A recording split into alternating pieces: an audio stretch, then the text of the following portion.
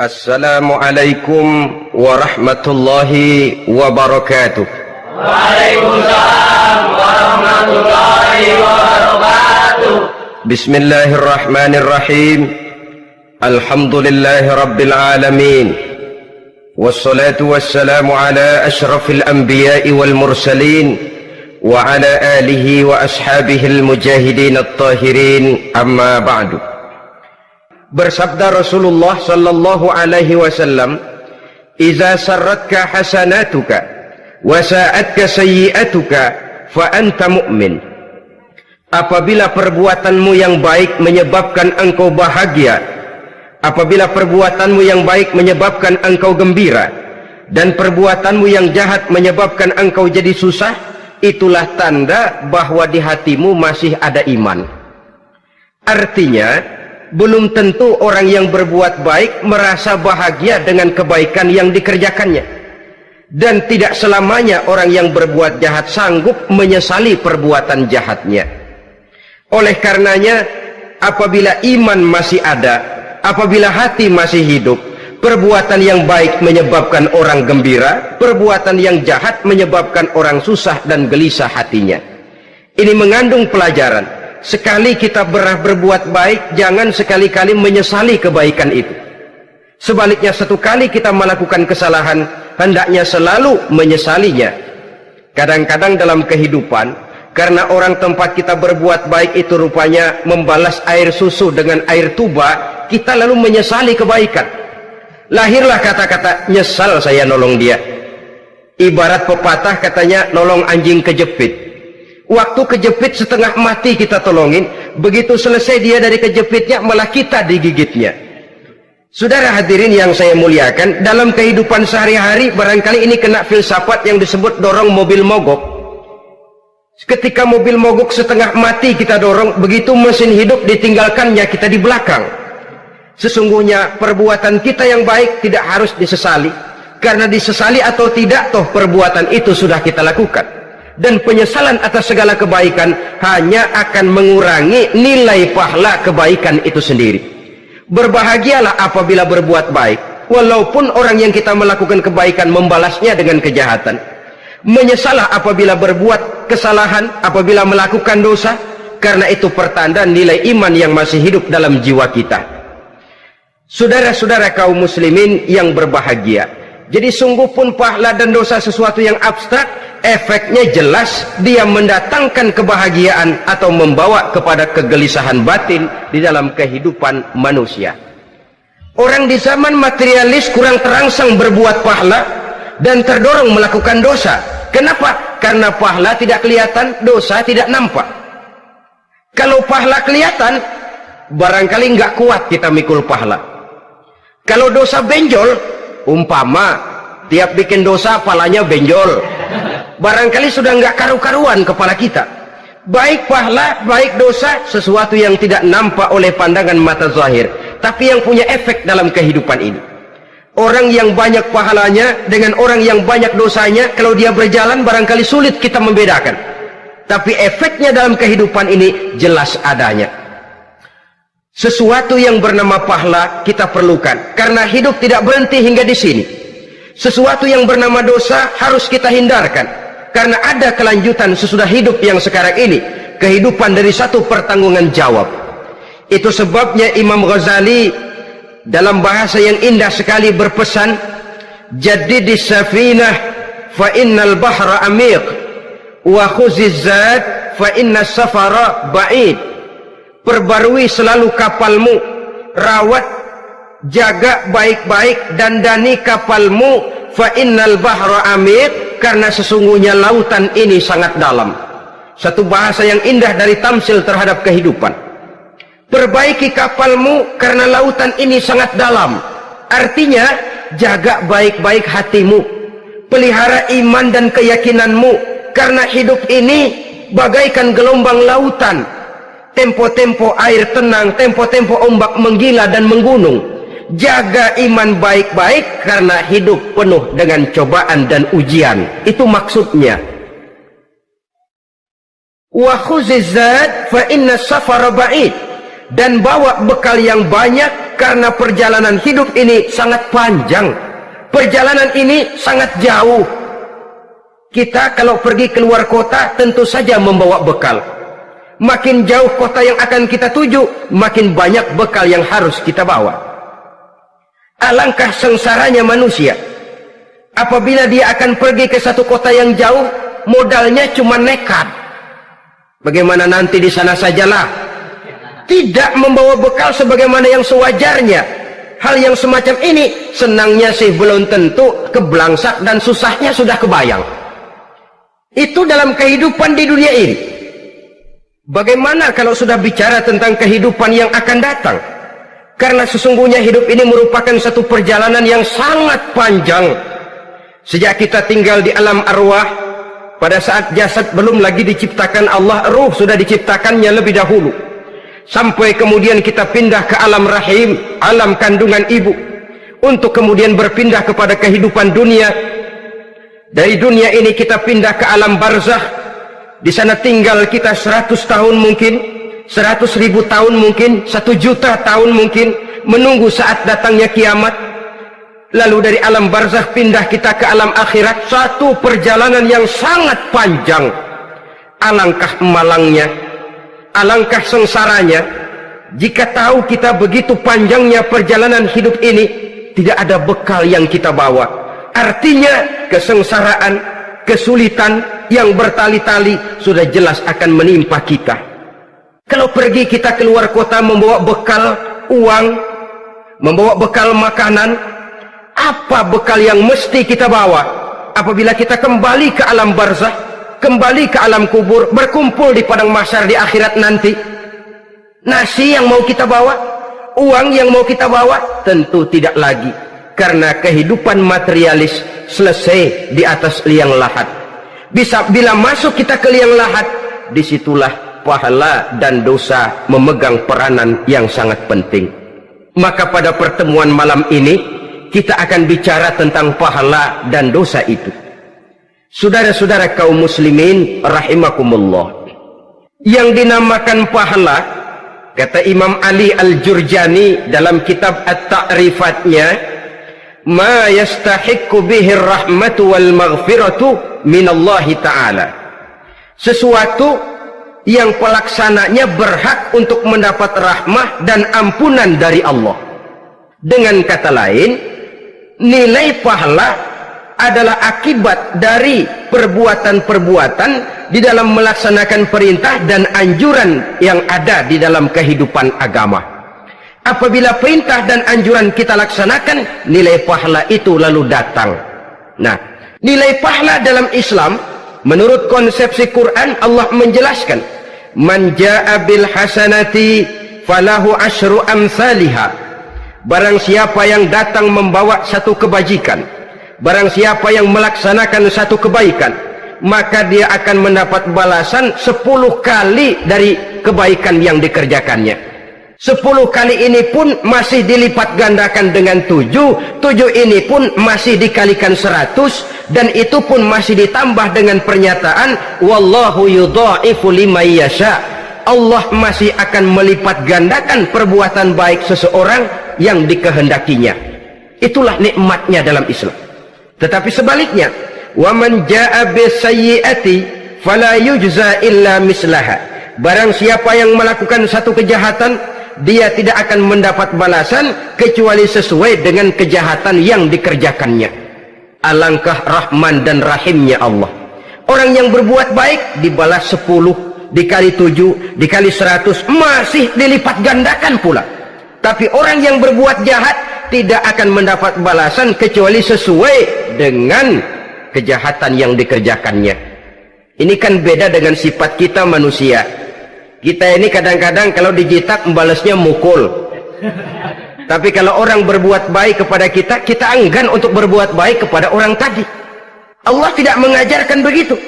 Satu kebaikan berbalas 10, satu kejahatan berbalas dengan satu kejahatan. Maha Rahman dan Rahim Allah. Bahkan dalam Islam, niat berbuat baik saja mendapat pahala. Sedangkan niat berbuat jahat belum ditulis merupakan satu dosa sampai kejahatan itu dikerjakan oleh orang yang niat tadi. Umpamanya, saudara niat nanti malam giliran pengajian saya mau hadir di majelis taklim. Pas datang waktu malam hujan turun sangat lebat. Saudara berhalangan datang ke majelis taklim, saudara sudah mendapat pahala niat. Tapi saudara niat nanti malam kalau turun hujan saya mau bongkar rumahnya si fulan, saya mau curi seluruh harta bendanya. Ternyata malam saudara tidak mengerjakan perbuatan itu belum ditulis dosa sampai perbuatan itu benar-benar dikerjakan. Tapi lalu jangan macam-macam, kalau begitu niat aja yang baik biar nggak usah dikerjain. Niat aja pengen ngaji walaupun tidak ada niatan untuk ngaji. Allah lebih tahu tentang apa yang terdetik di dalam hati sanubari kita. Itulah sebabnya sangat dianjurkan orang untuk melakukan segala macam kebajikan, dan dianjurkan orang menjauhkan segala macam bentuk kejahatan, karena dia akan berefek melahirkan dosa dan pahala. Dosa dan pahala itulah alat untuk memperoleh kebahagiaan di alam kubur, di padang mahsyar, sampai di akhirat nanti. Di dunia ini mungkin segalanya bisa kita beli dengan yang namanya uang. Keamanan kita bisa menyewa petugas untuk menjaga rumah kita. Kendaraan yang mewah bisa kita beli. Udara yang sejuk bisa kita ciptakan. Siapa banyak uang dia raja. Mungkin itu di dunia. Tapi bisa apa uang kalau kita sudah masuk ke alam kubur? Bisakah munkar nakir kita sogok? Udah karkir, jangan nanya nih, cepet. Bisakah malaikat azab menyingkir dengan uang semir? Ternyata tidak. Untuk memperoleh kebahagiaan di sana, nilai pahala. Kesengsaraan akan kita dapat kalau kita banyak menumpuk dosa. Oleh karena itu jangan beranggapan pahala nggak kelihatan, dosa juga nggak kelihatan, biarin saja. Yang tidak kelihatan ini pada waktunya akan memegang peranan yang sangat penting. Tapi tidak cuma untuk menghadapi hidup di situ kita lalu harus berbuat baik dan meninggalkan yang jahat, terutama juga di dunia ini. Toh pepatah bilang gajah mati meninggalkan gading, harimau mati meninggalkan belang. Apa yang akan kita tinggalkan setelah kita mati? Kita ingin jasad kita boleh hancur terkubur tanah, tapi nama kita ingin hidup terus, dikenang orang 100, 1000, bahkan 1.000.000 tahun yang akan datang. Ditulis orang dengan tinta emas dalam sejarah, tercatat kita sebagai orang baik-baik. Saudara-saudara kaum muslimin rahimakumullah. Lalu perbuatan apa yang bisa mendatangkan pahala itu? Saudara-saudara, semua perbuatan yang diperintah dan dianjurkan oleh Allah, yang dikerjakan dengan ikhlas hanya untuk mencapai ridho Allah, mendatangkan pahala. Kadang-kadang menurut pendapat kita remeh, tapi nilainya di sisi Allah besar. Itu pahala. Menghitung pahala itu hak prerogatif Allah. Perbuatan yang ringan Allah mau berikan ganjaran yang besar, itu urusan Allah. Misalnya kata Nabi, la tahqiranna minal ma'rufi syai'an. Jangan kamu menganggap remeh perbuatan baik walaupun kecil. Jangan merasa sulit melakukan perbuatan yang mengandung pahala. Bertemu dengan teman, muka kita cerah, berpahala. Menyingkirkan duri di jalanan, berpahala. Menolong orang yang sesat, memberitahu orang yang bertanya, berpahala. Tidak sulit kalau kita mau. Yang diperintah dan dianjurkan oleh agama, itu perbuatan yang mengandung nilai-nilai pahala. Masalahnya cuma tinggal mau atau tidak, dan dikerjakan dengan ikhlas. Bertemu teman, mukanya cerah, pahala. Menyingkirkan duri di jalanan, pahala. Sodakoh, pahala. Tidak berupa perbuatan, bisa berupa ucapan. Misalnya bersolawat, pahala. Bertasbih dan bertahmid, pahala. Kata Nabi, kalimatani khafifatani alal lisan, saqilatani fil mizan. Ada dua kalimat yang enteng di lidah tapi berat di timbangan akhirat nanti. Apa itu? Subhanallah walhamdulillah. Itu kan amalan yang ringan, perbuatan yang mudah saja, tapi nilainya demikian besar dalam pandangan Allah. Jadi pendeknya, perbuatan yang bernilai pahala adalah perintah dan anjuran agama yang dilaksanakan dengan ikhlas semata-mata untuk mencapai ridho Allah, itu mengandung pahala. Niat dasarnya itu harus karena Allah, landasannya harus karena ikhlas, bukan cuma sekedar basa-basi, tidak karena ingin dipuji orang, tidak karena mengharap tanda jasa, tapi ikhlas semata-mata. Dari perbuatan yang paling kecil dan mudah sekali sampai kepada amalan-amalan yang besar dan memerlukan biaya yang besar, seperti melaksanakan ibadah haji, seperti jihad fi sabilillah, membangun masjid, membangun pondok-pondok pesantren, membangun pusat-pusat kesehatan, membangun jalan-jalan umum, termasuk menjaga keamanan. Jangan dikira loh, siskamling umpamanya, menjaga keamanan kampung tidak berpahala. Kalau diniatkan ibadah, menjaga ketenangan warga supaya mereka tekun ibadah, ikhlas karena Allah, itu juga bernilai ibadah. Keluar kita dari rumah, pergi pagi, pulang sore, peras keringat, banting tulang cari nafkah buat menghidupi anak istri kita. Kalau diniatkan ibadah, melaksanakan kewajiban sebagai kepala rumah tangga, membantu orang tua sebagai anak, itu juga perbuatan-perbuatan yang mengandung pahala. Yang terbaik sesuai dengan bidang kehidupan kita.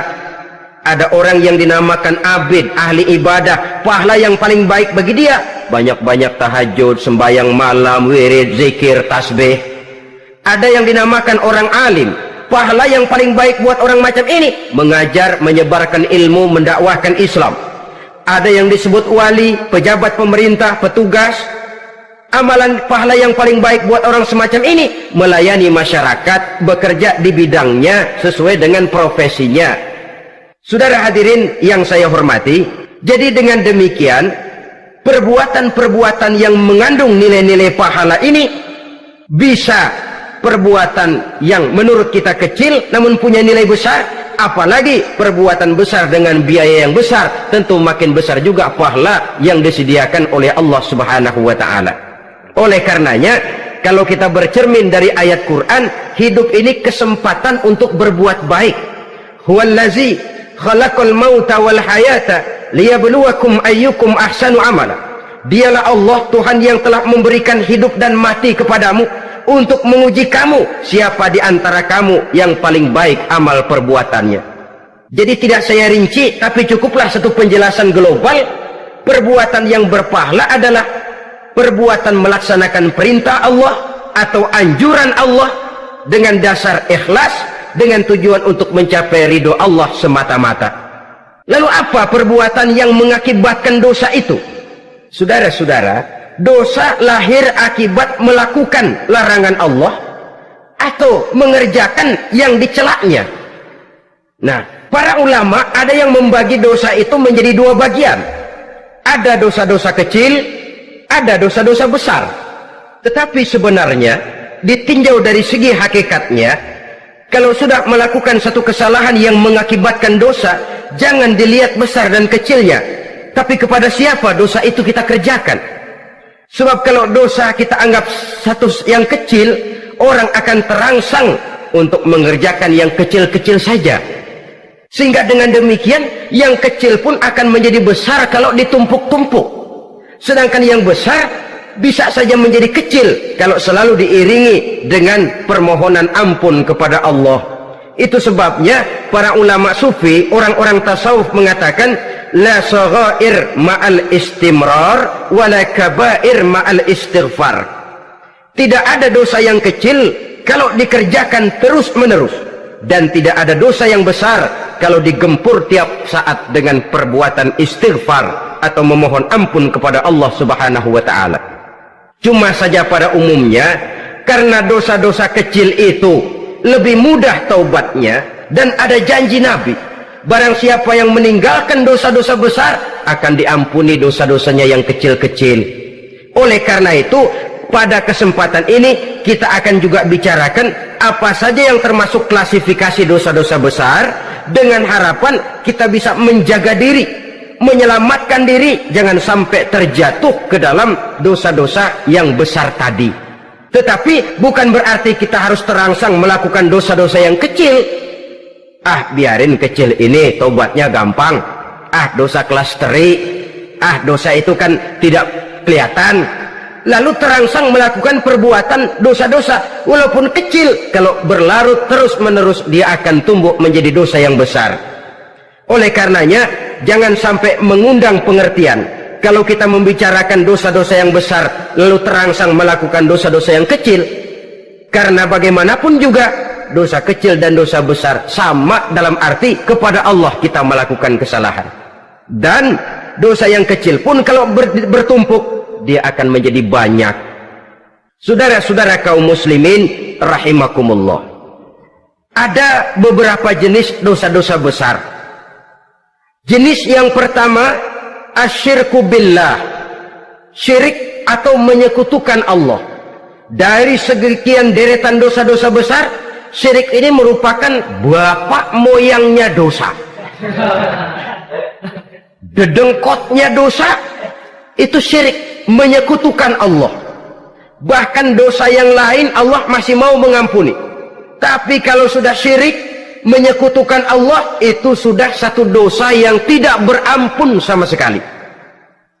Oleh karena itu tepat pesan Imam Ghazali tadi, jadi di safinah fa inal bahra amik, jaga iman, pelihara akidah, dandani kapal, karena hidup ini gelombang lautan sangat dalam, hidup banyak cobaan. Di dalam hidup di zaman sekarang ini, saudara bisa perhatikan, di mana tensi ekonomi tinggi, lapangan kerja sulit, persaingan hidup makin tajam, sifat egois dan individualis tumbuh di mana-mana, rasa solidaritas sosial menurun, sifat gotong royong musnah, orang mudah potong kompas, potong jalan, ingin cepat kaya, ingin cepat naik pangkat, ingin dapat kedudukan. Kadang-kadang akidah pun terjual, akidah pun musnah, jatuh ke jurang syirik pun tidak jadi soal. Itu yang kita khawatirkan. Kalau dosa-dosa yang lain Allah masih mau mengampuni, tapi kalau sudah jatuh kepada syirik, Allah sama sekali tidak akan memberikan ampun. Dalam kaitan dengan ini barangkali tepat sinyalemen Imam Ali itu, andai kata kemiskinan merupakan satu kepribadian, saya akan membunuhnya lebih dahulu.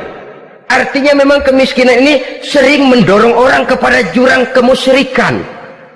Tidak tahan menghadapi godaan perut akibat tensi ekonomi yang tinggi, lapangan kerja yang sulit. Iman pun jadilah ditukar dengan 3 liter beras. Akidah pun jadilah dibarter dengan 3 bungkus supermi, dengan pakaian bekas, dengan obat-obatan. Tidak jadi soal baginya mengejar kebahagiaan yang relatif singkat dengan mengorbankan kebahagiaan yang abadi. Persis ibarat pepatah, nyari jarum kampak hilang. Mencari sesuatu yang kecil, yang besar jadi sia-sia. Membela perut, mengorbankan akidah. Na'udzubillah summa na'udzubillah. Saudara-saudara kaum muslimin rahimakumullah, ini fakta, ini kenyataan.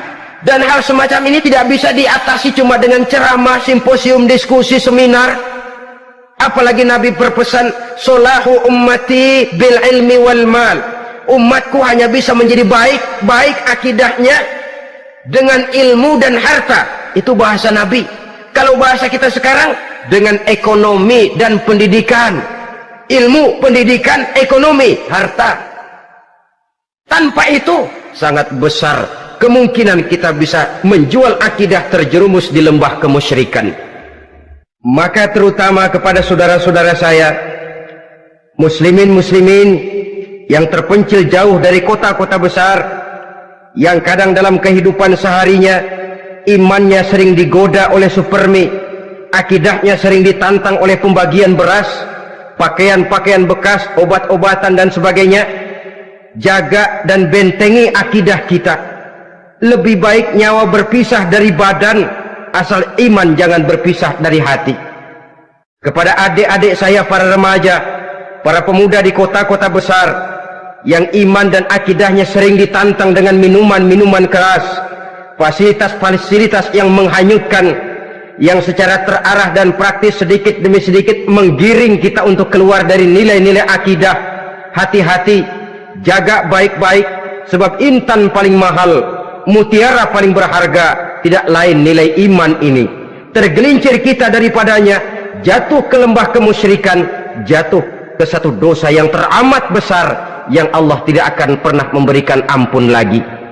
Ini dosa besar yang pertama. Yang kedua, qatlun nafsi illa bil haq, membunuh orang tanpa alasan yang benar. Di zaman kesulitan ekonomi kadang-kadang orang mudah nekat. Tengok saja, kadang-kadang karena pasar uang 100-200 perak saja nyawa bisa melayang. Kadang-kadang karena urusan yang remeh, salah omong, salah ambil, salah ucap, salah pegang, nyawa bisa jadi melayang. Alangkah murahnya nyawa, seakan-akan kita yang punya. Padahal nyawa itu hak milik Allah. Tidak pantas kita merampasnya, tidak pantas kita menghilangkannya dari jasad seseorang. Oleh karenanya, membunuh orang merupakan satu dosa yang sangat besar. Jangankan kepada orang yang seakidah, orang yang lain akidah saja pun, kalau dia hidup berdamai, rukun, berdampingan, kita harus melindungi. Apatah lagi teman seakidah sendiri. Saudara-saudara kaum muslimin rahimakumullah, pantas kalau Nabi menyatakan apabila dua orang Islam sudah saling berkelahi, berbunuh-bunuhan, al-qatil wal maqtul finnar, yang membunuh dan yang dibunuh dua-duanya sama-sama masuk neraka. Sahabat heran, ya Rasul, kalau yang membunuh masuk neraka sih wajar, tapi yang terbunuh kok neraka juga, kenapa? Kata Rasul, sebenarnya dia juga cuma sudah niat untuk membunuh, cuma keduluan saja. Andai kata dia tidak terbunuh, tentu dia yang akan membunuh. Saudara-saudara kaum muslimin rahimakumullah, Islam sesuai dengan namanya adalah agama damai. Kita tidak boleh mencari-cari musuh, walaupun tidak boleh lari kalau bertemu musuh. Oleh karenanya, pantang seorang muslim menimbulkan benih keonaran menjadi biang kerok buat lingkungannya. Sesuai dengan namanya, seorang muslim adalah seorang yang dalam hidup senantiasa berusaha menebarkan salam, menebarkan kedamaian, ketenangan dan ketentraman, dengan prinsip musuh jangan dicari, bertemu pun jangan lari. Yang ketiga, termasuk dalam kelompok dosa besar ini, syurbul khamr, meminum minuman keras. Termasuk di dalam kata khamr ini ganja, morfin, narkotik. Sebab apa? Jenis minuman semacam itu tidak hanya merusak keadaan sekarang, tapi sekaligus merusak kehidupan yang akan datang. Kalau itu jatuh di tangan generasi muda, artinya kan merusak kehidupan masa depan daripada suatu bangsa. Karena apa? Remaja dan pemuda merupakan bentuk miniatur daripada kehidupan bangsa. Akan bagaimana warna umat Islam di Indonesia, bahkan akan bagaimana warna Indonesia 30, 40, 50 tahun yang akan datang, remaja sekarang jawabannya. Kalau remaja kita sekarang ini kerjanya cuma bisa nyekek botol, insya Allah bangsa Indonesia 30-40 tahun yang akan datang akan tumbuh menjadi bangsa teler. Tidak banyak yang bisa kita harapkan. Remaja adalah gambaran masa depan dari satu bangsa, dari satu umat. Dan remaja itu di dalam dirinya secara fitrah terkumpul semua bakat, terdapat semua kemungkinan. Kita ini lahir membawa sifat pemimpin, tapi juga membawa sifat pengacau. Kita ini ada bakat jadi orang jujur, ada bakat jadi pengkhianat. Kita ini ada bakat menjadi orang baik-baik, kita juga punya bakat jadi biang kerok. Kita kemungkinan bisa jadi pemimpin bangsa, tapi juga bisa menjadi pemimpin bangsat. Nanti lingkungan dan pendidikan akan menumbuhkan, membentuk mana yang tumbuh lebih subur. Kalau lingkungan dan pendidikannya lebih banyak bercerita tentang kejujuran, maka nilai kejujuran yang akan tumbuh lebih banyak dalam jiwanya, dan insya Allah diharapkan dia akan menjadi manusia yang jujur di kelak kemudian hari nanti. Dan masalah minuman keras ini sebenarnya berkait. Kita tidak bisa cuma menyalahkan remaja saja, menyalahkan pemuda saja, karena bagaimanapun masalahnya kompleks. Menghancurkan sesuatu tanpa melihat kausalnya, tanpa melihat sebab akibatnya, kan sama juga bohong. Kemungkinan karena broken home, kemungkinan karena pergaulan, kemungkinan karena kurang perhatian orang tua, kemungkinan karena akibat bacaan, tontonan, atau fasilitas berupa dibukanya pabrik-pabrik minuman keras, dijualnya minuman-minuman keras di warung-warung yang remang-remang, yang memberikan kenikmatan, kebahagiaan dan kebanggaan tersendiri, sehingga akhirnya orang terangsang untuk datang dan minum di sana. Pada dasarnya memang sepele, cuman minum, nggak ngerugiin orang lain kan? Iya, pada waktu minum. Tapi dikala sudah mabuk, out of control, apapun bisa kita lakukan.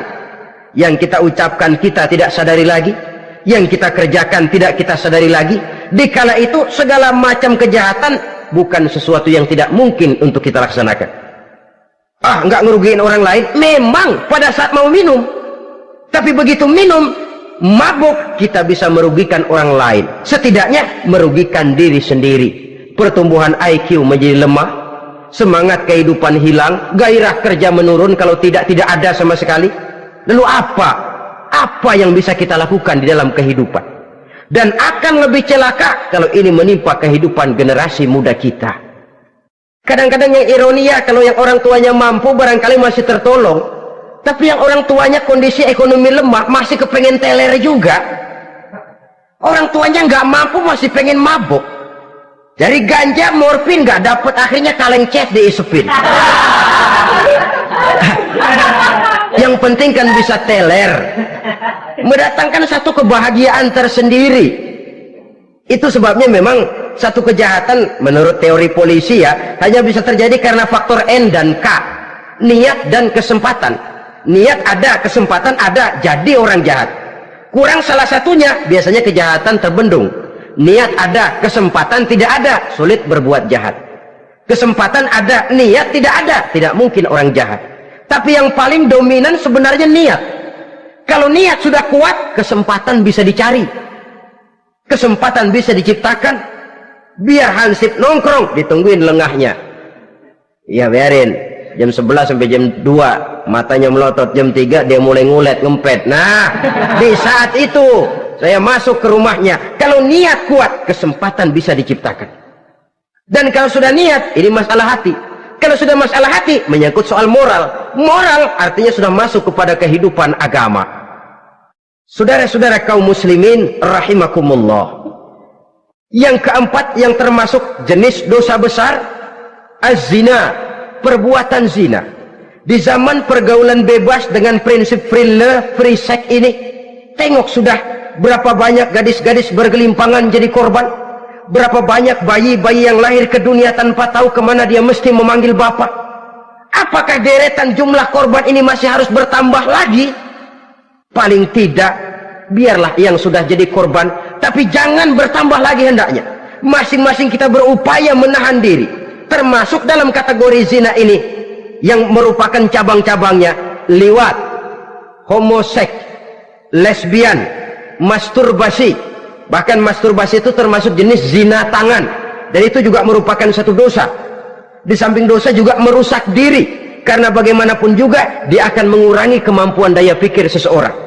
Maka agama memberikan jalan keluar. Pesan Nabi, ya ma'syara syabab, man istata'a minkumul ba'at falyatazawwaj. Hai para pemuda, kata Nabi, barang siapa di antara kamu yang sudah bisa ba'at, yang sudah mampu ba'at. Ba'at itu artinya memberikan nafkah, baik nafkah zahir maupun nafkah batin, falyatazawwaj, maka hendaklah dia kawin. Jadi yang maksud ba'at ini ya nafkah zahir, ya nafkah batin. Kita kadang-kadang cuma bisa ngasih nafkah batin saja sudah merasa pokoknya kan saya sanggup untuk kawin, lalu kawin tanpa kehilangan, dengan kehilangan pertimbangan. Saudara-saudara, wa illam yastati, adapun kalau dia belum mampu, fa alaihi bisyam, hendaknya dia banyak puasa. Fa innahu lahu wija, karena puasa itu akan merupakan benteng jangan sampai orang memperturutkan hawa nafsunya. Andai kata puasa belum hobi, banyaklah olahraga para pemuda, para remaja. Karena dengan olahraga, pemikiran untuk memperturutkan hawa nafsu agak sedikit terkendali dan energi tersalurkan dalam bentuk yang positif. Pendeknya kreatif, banyak kegiatan. Ini pesan Imam Syafi'i tepat itu. Kata beliau, inni ra'aitu wuqufal ma'i yufsiduh in sala taba wa illam yajri lam yatib. Aku melihat air kalau diam rusak, tapi kalau dia mengalir jernih. Air kalau ngendap nggak ngalir, nyamuk nyarang di situ, bisa jadi sumber penyakit. Manusia hidup begitu. Kalau nggak punya kegiatan, nggak kreatif, kerjanya cuma delohom, ayam-ayam, akhirnya jadi ngerusak. Ngomongin orang, si Ano ngapa? Ano. Kebangetan nggak ngapa-ngapain, orang aja dipontenin. Orang diomongin, lahirlah namimah, lahirlah ribah. Saudara-saudara, air itu kalau ngendap ada aja yang nyarang. Tapi kalau dia ngalir, orang ada kesibukan, insya Allah dia tidak akan jatuh kepada sesuatu yang bisa mengundang dosa. Isilah waktu dengan hal-hal yang bermanfaat, karena hidup ini singkat dan tidak berjalan mundur ke belakang. Mundur hancur, berhenti diinjak orang. Sekali melangkah, jangan surut mundur ke belakang. Homoseks terlepas dari penyakit kejiwaan. Sekarang ini kan sudah ada persatuan kaum gay katanya, meminta perlakuan yang sama dan agar dibolehkan kawin sesama mereka. Secara manusiawi boleh, secara manusiawi kita hargai mereka, tapi dari kacamata agama ini jelas merupakan penyimpangan, dan penyimpangan merupakan suatu dosa terlepas dari pertimbangan manusiawi.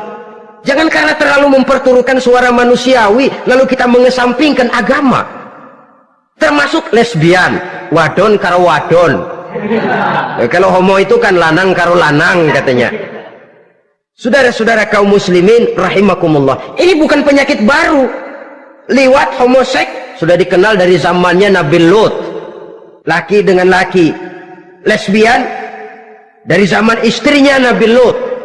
Terlepas dari penyakit kejiwaan, dari segi agama ini merupakan penyimpangan dan merupakan dosa yang besar. Yang kelima, yang termasuk jajaran dosa kelas kakap, qazful mu'minina wal mu'minat, menuduh orang mukmin yang baik-baik, laki atau perempuan, melakukan perbuatan zina sehingga hancur namanya di masyarakat. Ini merupakan satu perbuatan dosa yang sangat besar dan sangat dimurkai oleh Allah. Saudara-saudara kaum muslimin rahimakumullah, oleh sebab itu tentang masalah ini, kalau memang tidak ada saksi, jangan sembarang kita enteng lidah menuduh orang lain berbuat zina, menuduh orang lain berbuat serong. Dosanya kelewat besar di dalam kehidupan. Karena apa? Mencari harga diri itu berat, memelihara kehormatan diri jauh lebih berat. Satu kali orang dihancurkan namanya di masyarakat, dia akan terisolir jadinya. Oleh karenanya berlindung kita kepada Allah, jangan sampailah dihinggapi oleh sifat ini. Karena sentimen kita kepada seseorang, karena hasad kita kepada seseorang, tidak senang melihat orang lain lebih maju, lalu lidah ini seenaknya saja mengucapkan kata, padahal sanksi dan resikonya sangat besar. Yang kita tuduh barangkali mendapat pahala dari Allah, kita sendiri yang menuduh tanpa saksi, tanpa alasan yang benar, mendapat dosa yang sangat besar. Saudara-saudara, memang kadang-kadang aneh dalam hidup ini.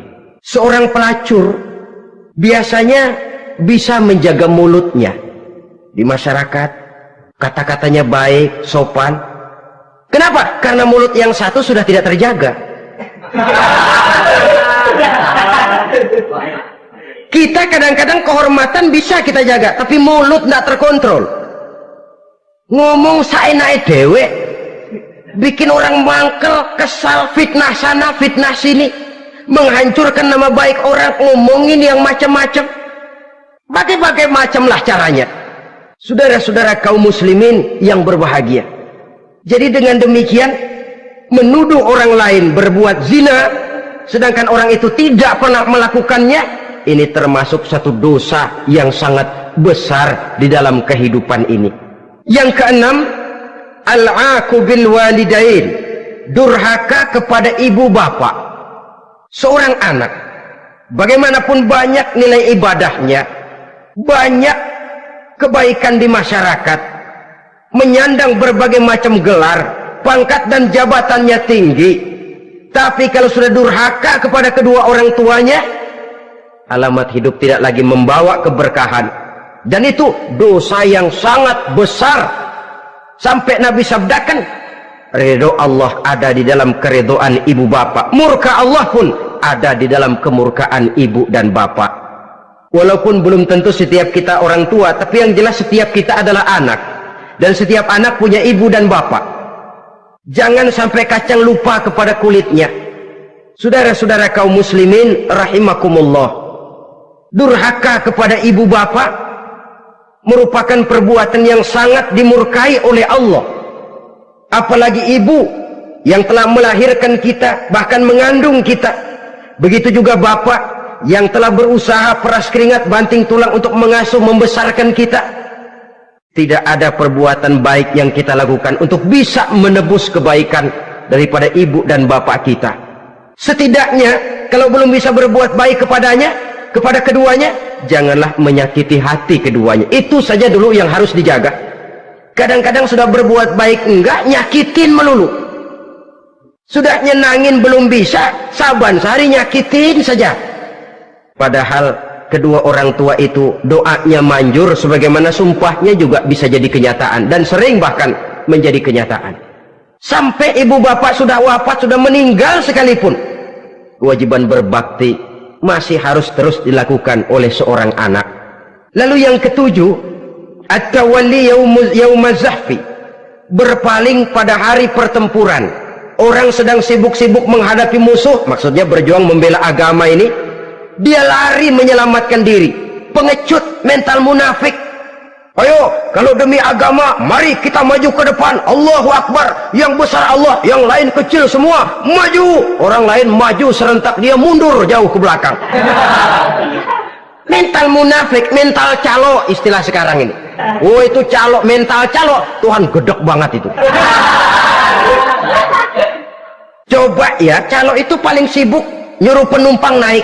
Tapi sementara penumpang naik sampai ke tempat tujuan masing-masing, calonya nggak kemana-mana, diem aja di situ. Cuma orang aja disuruh naik. Dan saudara, kerja bakti, orang turun kecomberan, dia naik ke tempat tidur. Mundur di hari pertempuran, menyebabkan orang lain gugur, dia sendiri menyelamatkan diri. Mental pengecut, mental munafik, itu merupakan dosa yang sangat besar. Saudara-saudara kaum muslimin rahimakumullah, itu sebabnya agama itu memerlukan keberanian memang, tapi bukan keberanian yang tanpa perhitungan. Sebab berani tanpa berhitung namanya berani babi. Kita berani kalau benar, kita harus takut kalau salah. Jangan dibalik, salah berani, nekat namanya. Benar takut, pengecut namanya. Orang yang pengecut adalah orang yang takut membela kebenaran. Orang yang nekat sesungguhnya udah salah nggak malu lagi, udah salah nekat lagi, merasa rugi berbuat kebaikan, puas kalau berbuat kejahatan. Padahal Nabi pesan, siapa yang berbuat dosa sambil tertawa, nanti dia akan masuk neraka sambil menangis. Karena itu dipesan pula di dunia ini, sering-seringlah mencuci mukamu dengan air mata taubat, cuci lidahmu dengan zikir kepada Allah, bersihkan hatimu dengan air ikhlas. Saudara-saudara kaum muslimin rahimakumullah, kan ada toh orang berbuat baik nggak gembira, tapi berbuat jahat malah puas. Atau sama saja, orang lain berbuat baik hatinya kesel, orang lain berbuat jahat dia malah mendukung. Atau orang lain tergelincir berbuat jahat, dia malah girang. Ini kan tidak objektif. Karena yang berbuat baik, orang yang dia keselin, dia nggak seneng. Tetapi karena yang berbuat jahat, orang yang dia senengin, dibenerin juga. Itu nggak objektif namanya. Mundur di hari pertempuran pada saat saudara-saudara kita sedang menghadapi musuh, sikap pengecut yang sangat dibenci Allah. Yang kedelapan, termasuk kelompok dosa besar, aklu malil yatim, makan harta anak yatim. Kadang-kadang ada orang mengeksploitir loh nasib anak-anak yatim, karena biasanya para dermawan peka kalau mendengar nasib yatim, memberikan santunan. Si yatim belum makan, yang ngurusin udah pada kenyang. Mengeksploitir, memakan harta anak yatim termasuk dosa yang sangat besar. Sehingga Nabi pesan, ana wa kafilul yatim kahataini yaumal qiyamah, aku dan orang yang menyantuni anak yatim seperti dua jari ini di hari kiamat. Rumah yang paling dimuliakan Allah adalah rumah yang di dalamnya ada anak yatim yang hidupnya dihormati, hidupnya disantuni, keperluannya dicukupi. Maaf saja, tahap kita menyantuni anak yatim ini baru tahap setahun sekali. Kalau Muharram kita agungkanlah, kita besarkan. Lebaran yatim katanya, kita kumpulkan dana, kita usap kepala yatim, kita kumpulkan beras, kita bagikan hari itu. Perkara bulan depan kelaparan, kita tutup kuping. Perkara bulan berikutnya dia kelaparan, kita masa bodoh. Bahwa di bulan Muharram kita santuni yatim piatu itu sudah baik, tapi akan lebih baik lagi kalau kita sanggup menjadi bapak asuh mereka, memikirkan sekolah mereka ada kontinuitas. Kalau mereka diasuh oleh orang lain lalu bertukar agamanya, berpindah akidahnya, kita ngomel habis-habisan. Tapi kita ada kemampuan, kita tidak mau berbuat semacam itu, ya sama juga bohong namanya. Saudara-saudara kaum muslimin rahimakumullah, orang yang menyantuni yatim mendapat pahala besar, tapi orang yang mengkorup harta anak yatim dosanya juga sangat besar. Berhati-hatilah kalau kita diberikan kepercayaan oleh masyarakat untuk mengurus anak-anak yatim, karena pahalanya besar, resikonya juga besar. Yang kesembilan, syahadatuz zur, sumpah palsu. Sebab sumpah palsu ini menggunakan nama Allah untuk sesuatu yang tidak benar. Nama kita saja dibawa untuk yang tidak benar, kita jengkel. Nama kita dipalsukan untuk sesuatu yang tidak baik, kita kadang-kadang jengkel, tidak puas jengkel, menuntut melalui saluran hukum. Kenapa? Nama saya dicatut. Bagaimana lagi kalau nama Allah kita pakai untuk bersumpah, sumpahnya palsu, menguntungkan kita, merugikan orang lain, Allah murka betul. Maka sumpah palsu termasuk deretan dosa-dosa besar. Apalagi yang ke-10, aklur riba, makan riba alias renten. Ini kan yang cepat mendatangkan uang. Kadang-kadang kalau yang bikin riba itu orang awam barangkali, ya masih kita maklumin. Kadang-kadang penyakit ini datang menimpa mereka juga yang kita kenal kebaikannya, bahkan suka datang ke musola, rajin ke masjid. Kadang-kadang riba masih dimakannya, karena ini cara cari duit paling enak, duit utuh tambahnya terus masuk. Na'udzubillah summa na'udzubillah. Itu yang diibaratkan dalam perjalanan Mi'raj, waktu Nabi diperlihatkan neraka, orang perutnya sebesar rumah dililit ular, diseret-seret itu hancur perutnya, dibulatkan lagi, diseret lagi, hancur lagi, dibulatkan lagi, terus menerus begitu. Dia berteriak, mengerang, mengeluh, mengadu kesakitan. Nabi tanya, itu apa Jibril? Itu contoh dari umatmu yang suka makan riba Muhammad, makan renten. Saudara-saudara, ini kan mencekik leher orang. Orang sedang kesulitan, kelihatannya sih baik, menolong, tapi di belakang menolong itu nyekek. Di belakang nolong itu nyekek, dan nyekek itu sebenarnya tujuan utamanya. Orang yang menjalankan riba pada dasarnya tidak punya perikma kemanusiaan kok. Kalau dia kelihatannya mau menolong, kelihatannya motifnya mencari untung di belakang itu, jauh dari kemanusiaan. Yang ke-11, saudara-saudara, termasuk jajaran dosa besar itu qat'ur rahim, memutuskan silaturahmi. Marah, hobi sama marah. Kalau 3 hari nggak marahan sama orang, ngebet palanya. Selalu nyari gara-gara. Kalau udah marah berlaku perpanjangan waktu, tahun 2 tahun, kadang-kadang seumur hidup. Saudara hadirin yang saya muliakan, apalagi mengurangi timbangan termasuk kelas dosa besar. Makan suap termasuk dosa besar. Semir menyemir dosa besar. Apalagi bunuh diri. Nah ini, bunuh diri dosa besar. Kadang-kadang karena sulit nekat, daripada hidup susah mendingan mati sekali.